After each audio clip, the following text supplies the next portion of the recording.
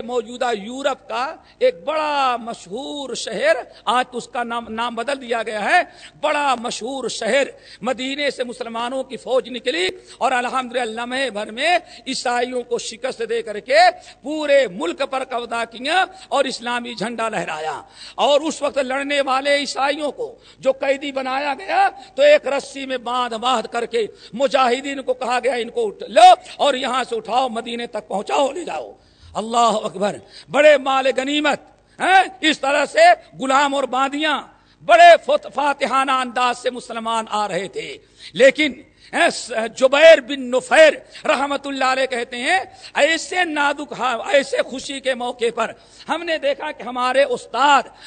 صحابی جلیل ابو الدرداء رضی اللہ تعالیٰ عنہ نظر نہیں آ رہے ہیں۔ کہنے لگے میں نے ڈھونڈنا شروع کیا کہ ابھی ہم کو نظر آئے تھے لیکن ابھی ابو الدرداء تھوڑی دیر میں اب کہیں نظر نہیں آ رہے ہیں۔ صحابی رسول کی تلاش شروع کی، ادھر دوڑا ادھر بھاگا، یہاں گیا، ان سے پوچھا، ہر ایک یہی کہتا ہے بھائی ابو الدرداء بہت دیر سے نظر نہیں آئے ہیں۔ یہ صحابی رسول تھے، یہ لوگ جانتے تھے کہ ہمارے حالت زار کیوں ہوتی ہے، ہماری تباہی بربادی کے اصلی اسباب کیا ہیں۔ جبیر بن نفیر کہتے ہیں میں ڈھونڈتا ہوا گیا تو ایک جگہ ہم نے دیکھا سارے لوگ خوشی منا رہے ہیں، ہم مال غنیمت دیکھ رہے ہیں اور غلام اور قیدیوں کو گرفتار کر کے لے کے جا رہے ہیں، لیکن صحابی رسول ابو الدرداء رضی اللہ تعالیٰ عنہ ایک کنارے بیٹھ کر کے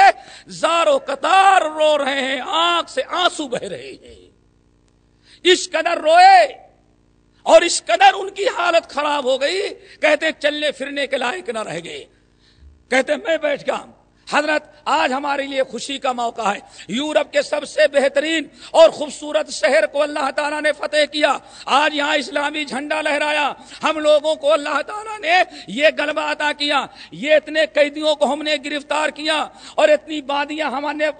پکڑ رکھا ہے اور اس طرح سے مال دولت خزانے اور مال غنیمت ہم لے کر کے جا رہے ہیں۔ حضرت آپ تو خوشی کا موقع ہے، آپ رو کیوں رہے ہیں؟ ابو الدرداء رضی اللہ تعالیٰ عنہ کہتے ہیں ہمیں رونا اس بات پر نہیں ہے، فتوحات پر مجھے بھی خوشی ہے، اس غلبے پر مجھے بھی خوشی ہے، ہم داخل ہوئے تھے، اس لائف جھنڈا لہرا رہا تھا، ہم مسلمانوں نے لڑ کر کے جہاد کے ذریعے اس جھنڈے کو گرایا، اسلامی جھنڈا آج ہمارا لہرا رہا ہے، یہ ہماری ساری خوشی ہے، لیکن رونا ہمیں اس بات پر ہے کہ هذه الامہ، یہ قوم جو اس شہر کے اندر آباد تھی ایک زمانے سے دنیا کی سب سے طاقتور، سب سے باعزت، سب سے مالدار، سب سے قوت والی یہ قوم تھی، سب سے زیادہ خوشحال یہ قوم تھی، لیکن جب انہوں نے اللہ کی ناشکری کیا اور اللہ اس کے رسول کے حدود کو توڑا تو ہم لوگوں کو اللہ تعالیٰ نے مدینے سے لا کر کے ان پر غلبہ عطا کیا اور لمحے بھر میں اس پوری قوم کو ہم نے شکست دے دیا۔ آج اسلام نے جب اسے فتح کر لیا، ہم اپنے مسلمان بھائیوں کو یہاں آباد کر کے جا رہے ہیں، رونا اس بات پر ہے کہ آج جو مسلمان قوم فاتحانہ انداز سے یہاں داخل ہوئی ہے اللہ تعالیٰ کی شکر گزاری کی وجہ سے، اللہ تعالیٰ کے اطاعت و فرما برداری کی وجہ سے، رونا یہ ہے کہ کل ہماری یہ نسل جو ہے یہ بھی اگر دین کو چھوڑ دے گی تو جیسے اللہ نے اس قوم کے دین کو چھوڑ دینے کے بعد ہم کو ان کے اوپر مسلط کیا، ہم نے ان کو قیدی بنایا ہے، کہیں ایسا نہ ہو یہ میری نسل آگے چل کر کے بد عمل، بد کردار، کفر و شرک میں مبتلا ہو جائے، حرام کاریوں میں مبتلا ہو جائے تو اللہ کسی دوسری قوم کو بھیج کر کے میری اس قوم پر مسلط کرے گا، ہماری عورتیں ہوگی، ہماری مائیں ہوگی، ہمارے نوجوان ہوں گے جو دشمنان گرفتار کر کے ویسے لے جائیں گے جیسے آج ہم ان کو لے کر کے جا رہے ہیں۔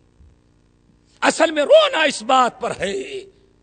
ان اللہ لا یغیر ما بقوم حتی یغیروا ما بانفسہم۔ آپ دنیا کو چھوڑ دیں، آپ اسی اپنے ملک کو ذرا دیکھیں، جب تک ہمارے یہاں صداقت تھی، امانت تھی، مسجدیں آباد تھی، تقوی پرہیزگاری تھی، پورے ہندوستان پر ہمیں اللہ نے غلبہ عطا کر رکھا تھا، لیکن جب ہم ہر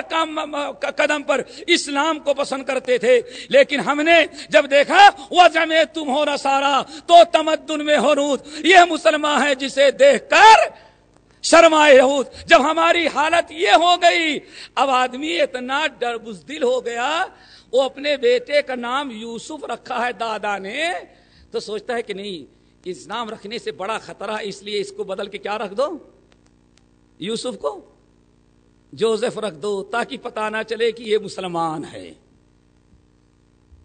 جب اس قدر ہم ذلیل اور خوار ہو گئے، اپنا نام مسلمان رکھنا بھی ہمیں جھجک محسوس ہوتی ہے، ہم اپنے آپ کو مسلمان ظاہر کرنے میں بھی اپنی انسلٹ سمجھ رہے ہیں۔ آج مسلمانوں کا ایک بڑا طبقہ ہے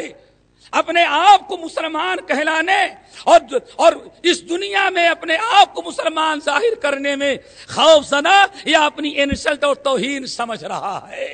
اور حشر کیا ہوتا ہے؟ وہی ہمارے دوست محترم مولانا مدنی نے جو بیان کیا، سب صاف ہے۔ کیوں نہیں بھائی؟ اس کو رکھنے سے لوگ سمجھ لیں گے مسلمان ہے تو کاؤنٹر پر دھکے دے دیں گے، ٹرین میں پریشانیاں ہو جائیں گی، سفر میں یہ مشکلات آ جائیں گی۔ تو اللہ نے کیا کیا معلوم ہے؟ اشارہ کیا شیخ نے، ہم نے اپنی ظاہری شکل و صورت کو چھوڑ دیا، کہیں راستے میں موت آ گئی یا تو بغیر جنازے کے، نہیں تو ننگا کر کے دیکھیں گے، اب دیکھو مسلمان ہے کہ تم نے کیا سمجھا تھا کہ ایک سنت کو چھوڑ کر کے ہم کامیاب ہو جائیں گے؟ سنت کو تم نے چھوڑا، تمہاری ازار بھی دشمن اتار دیا کرتا ہے۔ صرف داڑھی نکالنے سے خطرات سے نہیں بچ سکتے، کم سے کم میرے بھائی مسلمان بن کر کے زندگی گزارنے کی کوشش کرو۔ تو اور کر رہا تھا کہ حضرت اللہ تعالیٰ ارشاد فرماتے ہیں ان اللہ لا یغیر ما بقوم حتی یغیروا ما بانفسہم، اے لوگو اللہ تعالیٰ کسی قوم کے حالات کو اس وقت تک نہیں بدلتا جب تک کہ وہ قوم خود اپنی حالت کو نہ بدل ڈالے۔ کیا مطلب ہے؟ اگر انسان اللہ تعالیٰ کا شکر گزار ہے، اللہ تعالیٰ نے مال سے، دولت سے، حکومت سے، غلبہ سے اور اسی طرح سے تجارت اور کاروبار، خوشحالی سے اللہ تعالیٰ نے آپ کو نواز رکھا ہے، تو اللہ تعالیٰ آپ کی خوشحالی کو بدحالی میں، حاکم کو محکوم میں، غالب کو مغلوب کی شکل میں اس وقت تک نہیں تبدیل کرے گا جب تک کہ آپ دین کو چھوڑ کر کے بے دین نہ ہو جائیں۔ اور اگر آج آپ ہمارے اوپر ساری مصیبتیں آ رہی ہیں بے دینی کی بنا پر، ہمارے کذب اور جھوٹ، حرام کاری کی بنا پر، ناجائز کاموں کی بنا پر، کتاب و سنت کو چھوڑ دینے کی وجہ سے آج اگر ہمارے اوپر بلائے آفتیں آ رہی ہیں تو صرف دعاؤں سے کام نہیں چلے گا۔ کیوں؟ دعائیں تو ماشاءاللہ دنیا کے سب سے مقدس شہر میں کتنی منٹ ہوتی ہے؟ کتنی منٹ؟ 1 گھنٹہ، اور ماشاءاللہ پاکستان رائے میں 1.5 گھنٹہ۔ آئی بات سمجھ میں؟ اور بنگلہ دیش میں 2 گھنٹے۔ خود اپنے حیدرآباد شہر میں ذرا دیکھیں کتنی لمبی لمبی دعائیں ہو رہی ہیں، یہاں تک کہ اللہ کو نوچ لینے کا دعویٰ کیا جاتا ہے۔ اللہ مجھے معلوم تو فلاں جگہ بیٹھا تو آگے چمٹ جاتا تجھ سے۔ دعائیں تو بڑی اچھی ہو رہی ہیں لیکن اصلاح نہیں ہو رہی ہے، صرف دعاؤں سے کام نہیں چلتا۔ جب میں کہتا ہوں اللہ ہمارا حال دیکھ، حکم ہوتا ہے کہ بندہ نام ہے اعمال دیکھ، اپنے کردار اور اپنے گفتار کو بدلنے پڑیں گے۔ ہمارے اوپر اگر یہ بلائیں اور مصیبتیں آئی ہوئی ہیں، پریشانیاں ہیں، ذلت اور رسوائی کی زندگی گزار رہے ہو، اب جب تک دین کی طرف پلٹ کر کے نہیں آئیں گے، بے دینی کو نہیں چھوڑیں گے، تب تک اللہ تعالیٰ اس ذلت کو نہیں اٹھائے گا۔ ہمیں حدیث یاد آئی، بڑی مشہور حدیث ہے، سنن ابی داؤد کی، مسند احمد بن حنبل کی، حضرت عبداللہ ابن عمر ابن الخطاب رضی اللہ تعالیٰ عنہ کہتے ہیں کہ نبی علیہ السلام نے ارشاد فرمایا اذا تبایعتم بالعینۃ واتبعتم اذناب البقر ورضیتم بالزرع وترکتم الجہاد سلط اللہ علیکم ذلا لا ينزعه منکم حتی ترجعوا الی دینکم۔ آپ نے سارے مسائل حل کر دیے، ہماری ذلت کے اسباب بھی، اور پھر ہمیں دوبارہ سرخ رو ہونا ہے تو وہ بھی اللہ کے رسول نے وعدے کر دیا۔ حدیث کو ذرا غور سے سنو، اللہ کے رسول نے ارشاد میں اے لوگو مارکیٹ کا سارا نظام میں نے سدھار دیا ہے، ہم نے سود کو دنیا سے، ہم نے سود کا خاتمہ کر دیا ہے، اور ہم نے جاہلیت کی تمام چیزوں کو قدموں تلے دفنا دیا ہے۔ اب اگر دوبارہ اذا تبایعتم بالعینۃ، جب تم بیعینہ کرنے لگو، کیا کرنے لگو؟ عینہ ایک تجارت ہے اور یہ تجارت بھی سودی ہے. کیا خیال ہے شیخ عبداللہ؟ اس کو یہی کہہ سکتے ہیں شکل ہے سود کی چونکہ اس کی شکل یہ ہوتی ہے. یہ ہم نے اپنی گھڑی ایک صاحب سے دیا, آپ کے ہاتھوں بیچا 500 میں, آپ قیمت نہیں ادا کر رہے ہیں, معلوم ہے قیمت نہیں ادا کر پائے گا. میں کہتا ہوں اچھا ایسا کرو 250 میں ہم کو دے دو. اب ہم نے کتنا لے لیا آپ سے؟ 500 پہلے کا اور 250